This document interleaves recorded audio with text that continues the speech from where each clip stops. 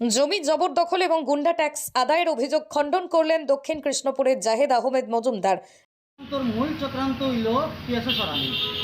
জমিন জায়গায় এই সেই সব তো ঠিক আছে, মূল চক্রান্ত হইল আমার পিএসও সরানি। আজকে পিএসও সরানি মানে কালকে আমাকে তারা হত্যা করা হইল। নাগাটিলা এলাকার আলিটিকরের বাসিন্দা ইলদার হোসেন লস্কর ও তার ভাই আলতাফ হোসেন লস্করের আনা অভিযোগ খণ্ডন করে জাহেদ আহমেদ মজুমদার পাল্টা অভিযোগ করেন। গত মঙ্গলবার আনুমানিক 1টা নাগাদ আলতাফ হোসেন ও তার 4 ভাই দলবল নিয়ে হঠাৎ করে অস্ত্রশস্ত্র নিয়ে তার দোকানে ভাঙচুর চালান এবং তার উপর প্রাণঘাতী হামলা করেন। তাকে দোকান থেকে বের করে মারপিট করেন। তার সঙ্গে থাকা সরকারি দেহরক্ষীকে তারা 2 জনে আটকে রেখে বাকিরা তার উপর ধারালো অস্ত্র দিয়ে আঘাত করে প্রাণঘাতী হামলা চালায়। এতেই অল্পের জন্য প্রাণ রক্ষা করে পালিয়ে যান। জাহেদ জানান, কিছুদিন পূর্বেই তার দোকানের দক্ষিণ পাশে তার কিছু জমি ক্রয় করে আবার সেই জমি তার অন্যের কাছে বিক্রি করতে গিয়ে তারা জানতে পারেন যে দলিল জালিয়াতি করে জমির পরিমাণ বাড়িয়ে তার নিজের দোকানে অন্যের কাছে বিক্রির পরিকল্পনা করেছিল। তাই তিনি খবর পেয়ে তাদের সঙ্গে যোগাযোগ করলে তার বলে যে আমার এবং তাদের ঘরের মধ্যে দেওয়ালের মাপজোকে সঠিকভাবে একটা চুক্তিপত্র বানিয়ে দেবে বলে তার কাছ থেকে খালি স্ট্যাম্প পেপারে সই নিয়ে নেয়। সেই কাগজ নেওয়ার পরে আবার তারা প্রতারণা শুরু করে।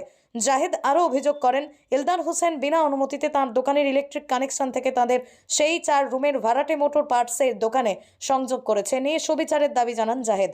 হিফজুর রহমান বড় ভূঁইয়ার রিপোর্ট, BM নিউজ 24। তোর মূল চক্রান্ত হইল পিএসও সরানি। জমিন জায়গায় এই সেই সব তো ঠিক আছে, মূল চক্রান্ত হইল আমার পিএসও সরানি। আজকে পিএসও সরানি মানে কালকে আমাকে তারা হত্যা করা হইল। এটা বৃহৎ বড় একটা ষড়যন্ত্র পিএসও সরানি। এটাই বারবার হে পিএসওর কথা খালি হয়, পিএসওর দড়িবান দিয়া আটকাইয়া রাখিয়া আমারে মানে মারামারি করছে। বৃহৎ পরিকল্পনা চলছে পিএসও। আজকে পিএসও সরাইলে বহুত আমার আজকে গ্রামে আশেপাশে কোনো অবৈধ কাজ থাকে না, আমার কাছে পিএসও থাকায় একজন পুলিশ অফিসার আমার লগে থাকায় একটা অবৈধ কাজ আশেপাশে হচ্ছে না, কারণ পিএসওর সামনে কেউ করতে পারছে না। আমি প্রায় সময় রাত্রে 9টা 10টা পর্যন্ত বাজার হাট করার জন্য ঘোরাফেরা করি। মানুষ একজন পুলিশের বর্দি দেখার মধ্যে মানুষ অসামাজিক কোনো কাজে যদি লিপ্ত থাকে সে সরে যায়।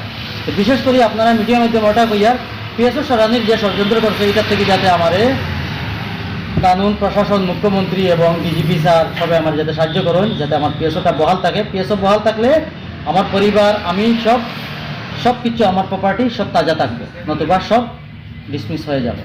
আমাকে মারার পরিকল্পনা চলছে, হত্যার পরিকল্পনা।